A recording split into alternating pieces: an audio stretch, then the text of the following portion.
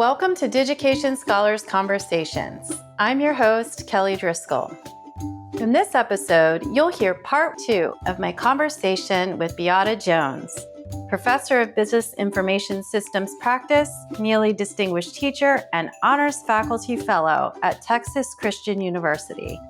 More links and information about today's conversation can be found on Digication's Twitter, Facebook, and Instagram. Full episodes of Digication Scholars Conversations can be found on YouTube or your favorite podcast app. I think often, when institutions embark on these efforts, that they may not realize how little students previously have had the opportunity to tell their stories. That they haven't been asked. Certainly not in school, right? So often when they enter higher ed, no one has taken the time to ask them questions like this before. And I don't think that they've recognized that this is that these stories are things that not only their current teachers care about, but certainly individuals will care about after graduation as they're choosing their next steps. So it was interesting. You were speaking a little bit about the pilot, and you kind of immediately bumped into that, right? How could it not be this great opportunity for you to tell your story? But instead you got that kind of deer in headlights look that I talk about often, because the students aren't prepared to do that yet. In many ways, I think through our collaboration with, TCU's real drive for students to embrace storytelling and become comfortable with storytelling and talking about who they are and, who they want to be, and, even bumps in the road that they might have had. I think all of that really, in those early days, has helped shift the thinking about how ePortfolios are used within an institution. And there was just this kind of huge shift from, this kind of simple checking off of outcomes boxes to really celebrating the student experience, and for institutions to recognize that the more they know about their students, the better that they can serve them while they are at their institution, and the closer relationship that they will maintain with them after graduation, which just, I think helps whole communities thrive. So, but, I think it took some institutions and some educators like yourself to recognize that this kind of technology can continue to push out what ways technology was being used within institutions. Very different from, the learning management system, where you're delivering content to the student and doing grading, and everything's very course oriented, to something that is very focused on really celebrating the individual.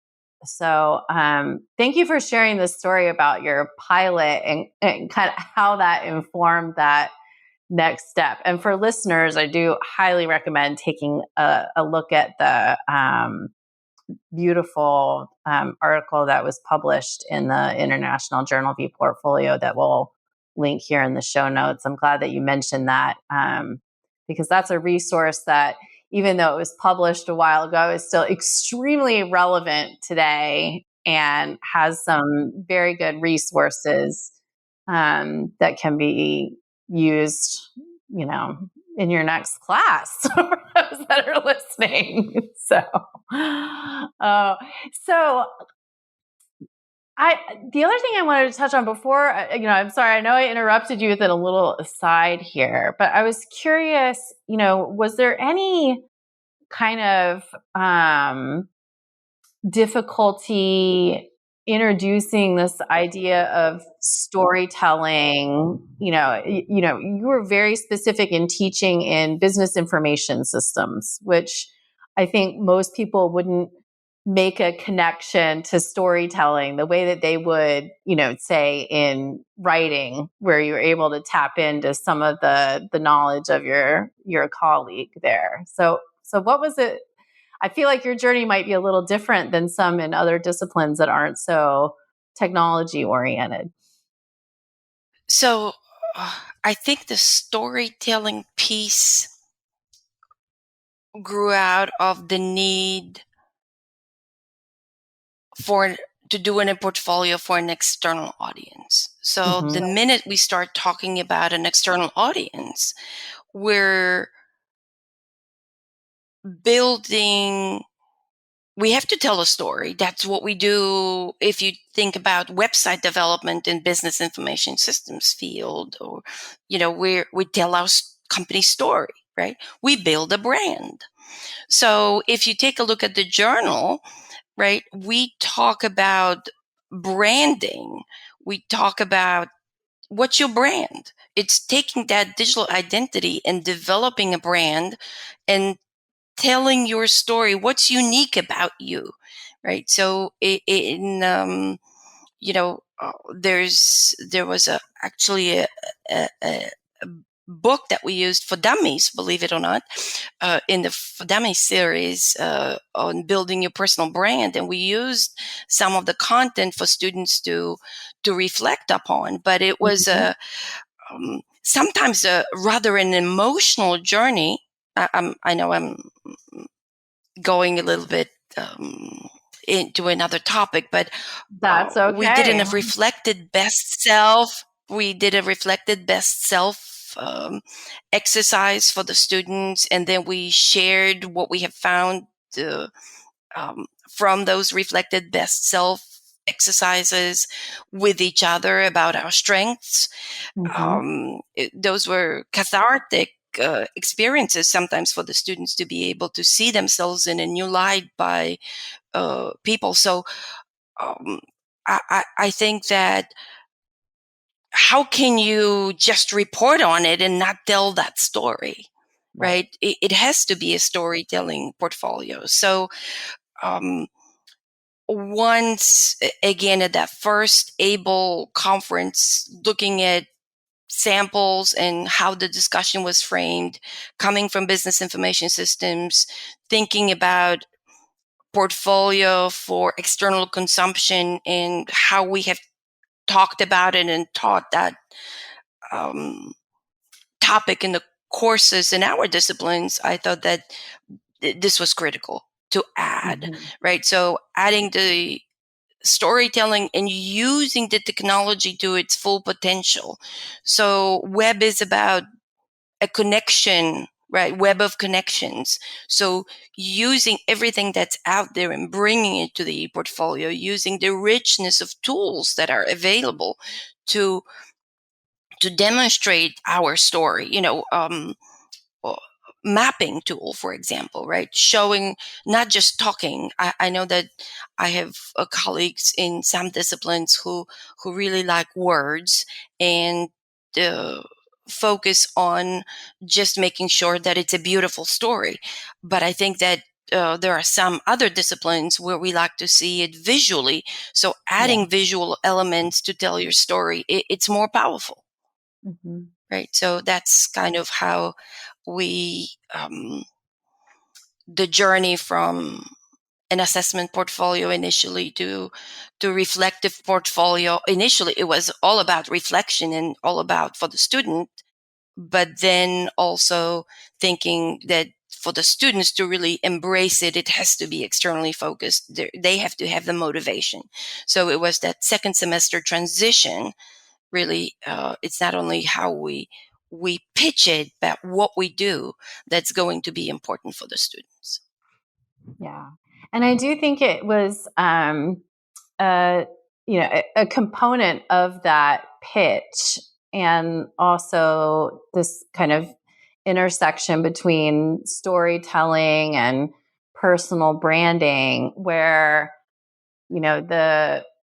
there was this design element that was very clear for the ePortfolios coming from your institution, where the students were definitely investing time and creativity, and, as you mentioned, making use of all the tools that were available, and kind of pushing how they could use that, visually, to support, displaying that personal brand, and presenting each of the stories. And, these could be stories from activities where they were volunteering, or internships, or study abroad, which we'll talk a little bit more about.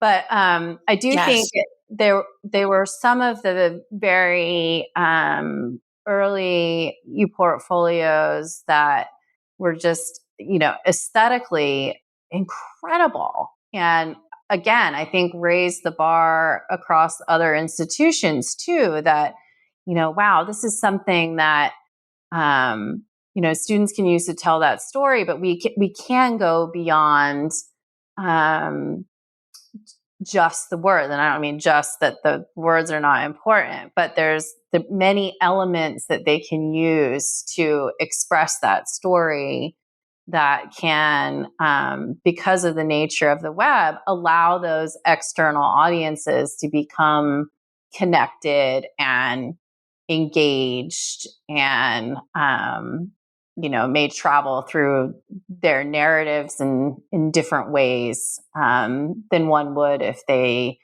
were just presented with the link to a Word document, for example. Yes. So were the students, given any kind of design best practices, or coaching on the kind of, design or visual elements of storytelling as well? Yes. So the digital storytelling with ePortfolios had guidelines how to tell stories digitally with design in mind.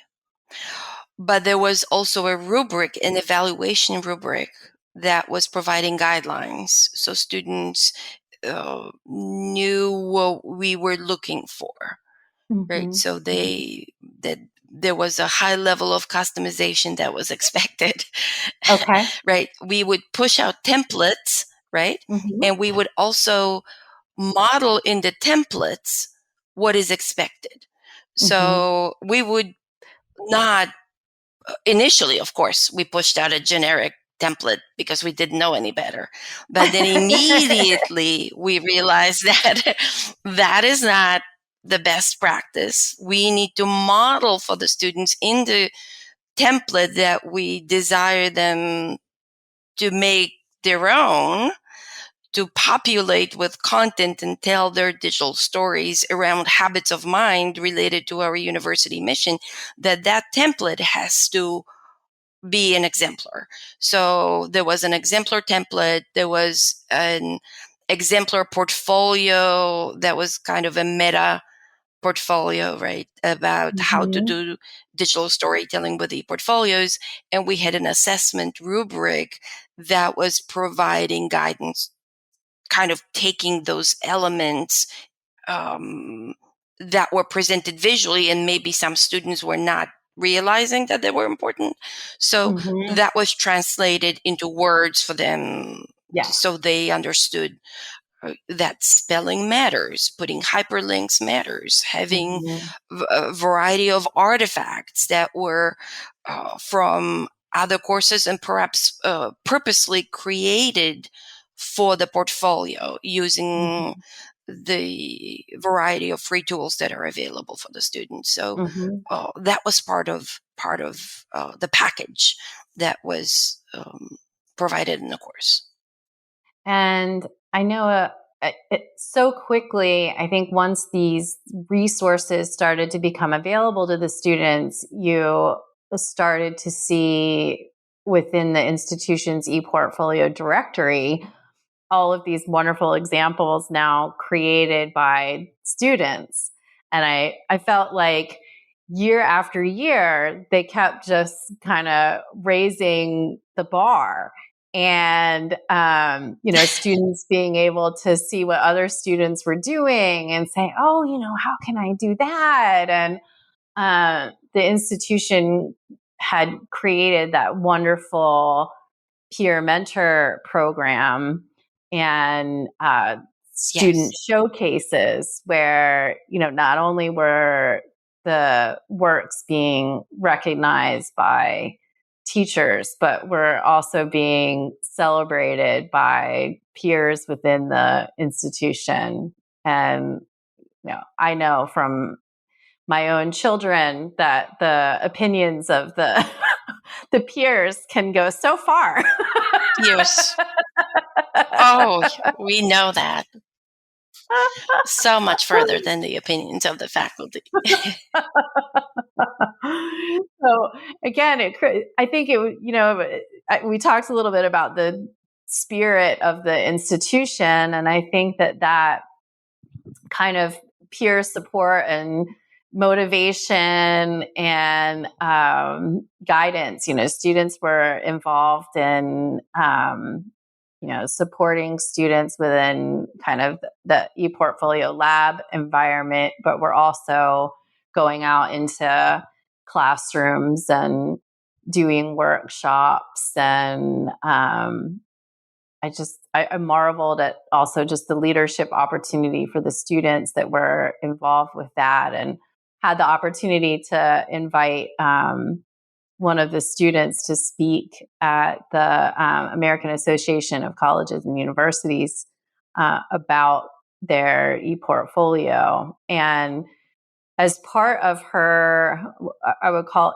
she kind of had her own metafolio because it linked to other portfolios that she had created that were specific to, I think she had 2 different study abroad experiences possibly, or maybe there was one that she created for the whole group and then she had her individual one. And it was just wonderful to see the student, really celebrating their accomplishments and what they were learning and how they were also paying it forward to other students, and ended up inspiring a number of other institutions to follow a very similar approach, and recognizing the importance of story and personal branding and the various audiences that may be looking at and interested in learning more about these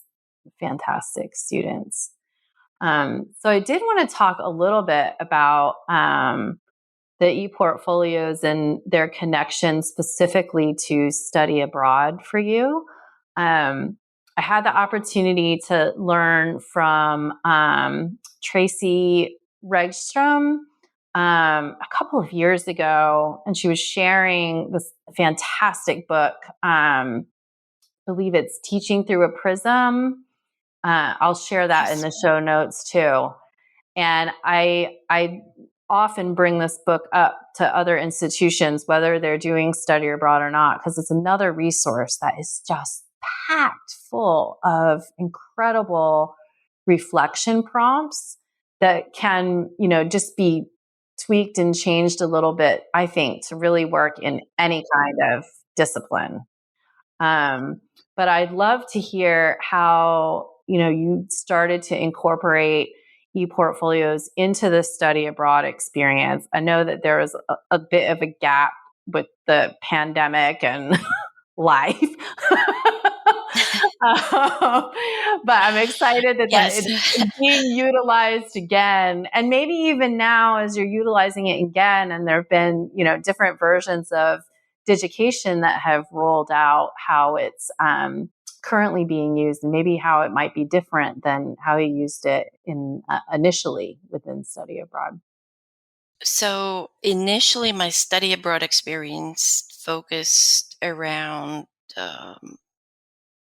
not a course, but Mm-hmm. a 3-week honors experience called Cultural Pathways in Eastern Europe, uh, Warsaw, Krakow, Budapest, and Prague.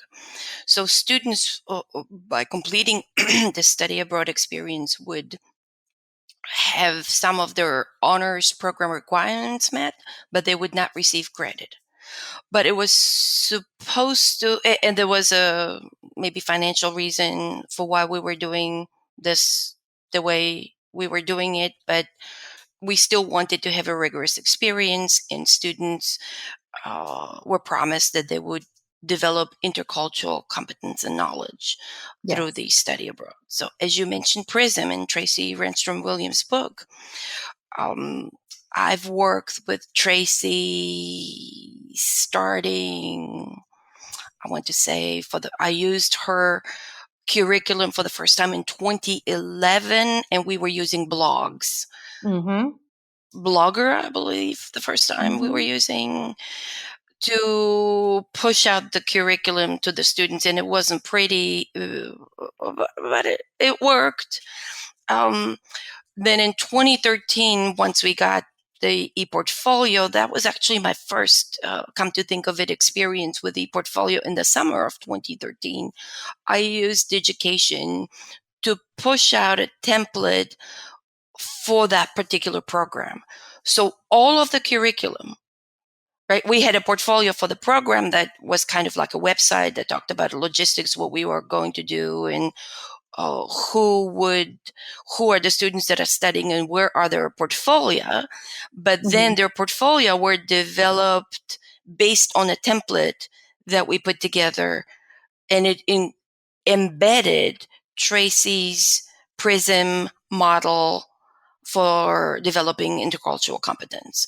So we had the prompts, as you mentioned, some resources, and there were 8 different blogs that students were putting together. But of course, we built an ePortfolio around goals and assessment, self-reflection. So we were able to measure their intercultural competence growth with instruments, as well through their reflection in the portfolio on the 6 different competencies that were directly built off of the value rubric, AAC and U Yeah. value rubric, that focuses on building intercultural competence and knowledge. So, really well researched, sound basis for developing intercultural competence, and the students really loved it. So over the years, I had that experience available to students every 2 years. 2013, 15, 17, 19, we did not go. And then now I'm using it more in a 4-credit course focus on global digital innovation. So this summer, I used the new Digication, also rolling out a template around intercultural competence building, but also around course outcomes that we were hoping to achieve while we were studying abroad, related to global digital innovation, that students were mostly completing after the trip. So most of the time while we're in country, we're experiencing, for us, it was London, 24/7, and students have an opportunity to take notes and use blogs if they want to blog about their experiences to other external audiences. But then they were also blogging for the purpose of the course. Mm-hmm. So that was the first time we used it. So as you can imagine, we've learned a lot how to do things better, Yeah. and certainly plan on being more intentional about providing more guidance. Again, it all comes to guidance. You need to spend time with students and you need to tell them why it's important, what's the benefit of their putting the effort to tell the story digitally and doing it well. So I think in terms of this year's experience, the portfolios were fine. But they could tell the digital piece, right? The variety of tools, the writing for the web with hyperlinks that could have been enhanced had we put the time up front to do a little workshop with the students, I think.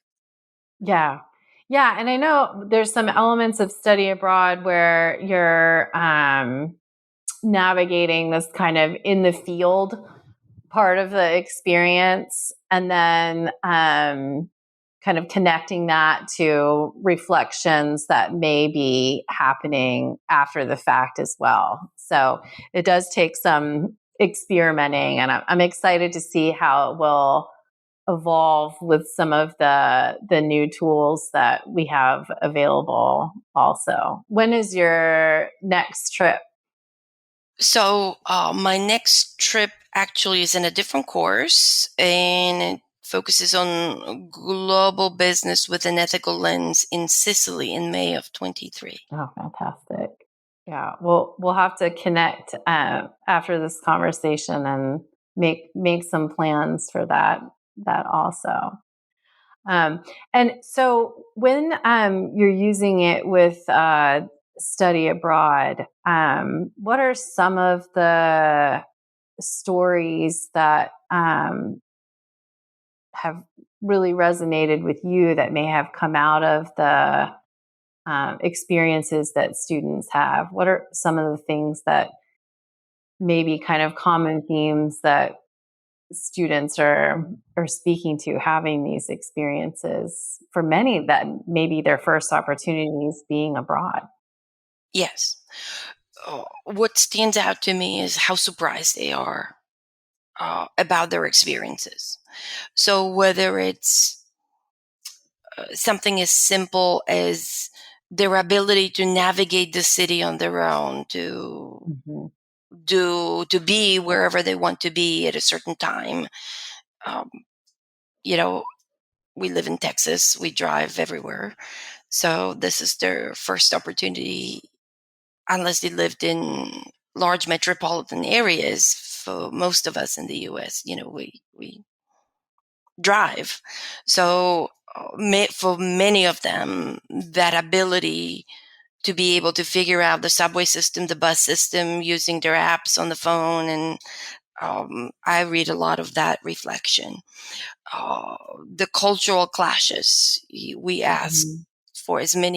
we ask the students to find out about the American culture. What are the perceptions and the perceptions of locals of their own culture? So some of the surprises that come by asking the students to have those conversations with their peers in environments that they visit, it's always the elements of surprise and how they're growing from those experiences and the implications of the study abroad programs and how they're going to embrace the world differently. So, for example, this summer we also were on a study abroad in the global business with an ethical lens in Amsterdam, Mm-hmm. and the students were just really overwhelmed by the sustainability and how how their peers embrace the whole idea of sustainability, concerns for climate change, Yeah. and some of the I've received multiple emails from my students asking, hey, could I connect again with this particular speaker because I would like to do something on campus that's similar. So Yeah. Yeah. those study abroad, again, the ePortfolio allows us to capture reflections that we would have never known about the impact of our experiences that we have put together that very often are kept private, right? Yes. Unless they're part of telling their story. Yes. Yeah. And I think too often lost if they're not captured at the Yes. time that we're, having these kind of pinnacle experiences. It's wonderful to hear that the students have wanted to bring some of these new ideas or embracing some of those cultural differences and trying to bring some of that here, especially in terms of climate change. That's wonderful. Glad to hear that. Well, I know we've reached the end of our time.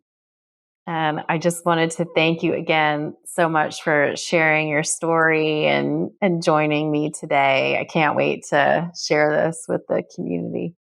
Oh, my pleasure, Kelly. It's always a pleasure to chat, and we could be going on. I have a lot of ideas just from chatting with you, wondering. I have been somewhat not as vested in the able community in the recent years, and I um, just wonder about all the new and exciting tools that are out there and how the ePortfolio now could be, what could be the next digital storytelling ePortfolio for personal brand development, right? Giving Yeah. the next decade of tools that have evolved. So Yes. Yeah. thank you for making me think. Oh, absolutely. And I'm excited to continue that conversation with you, and we'll have to talk again soon. Thank Thank you you. so much. Bye. This concludes our conversation. To hear our next episode, be sure to subscribe to Digication Scholars Conversations on YouTube, iTunes, Spotify, or your favorite podcast app. The Digication Scholars Conversations series is brought to you by Digication, a technology platform powering the most innovative ePortfolio programs in K-12 and higher education. Our website can be found at digication.com. If you enjoyed today's conversation, please like, subscribe, and share with a friend. Thanks for tuning in.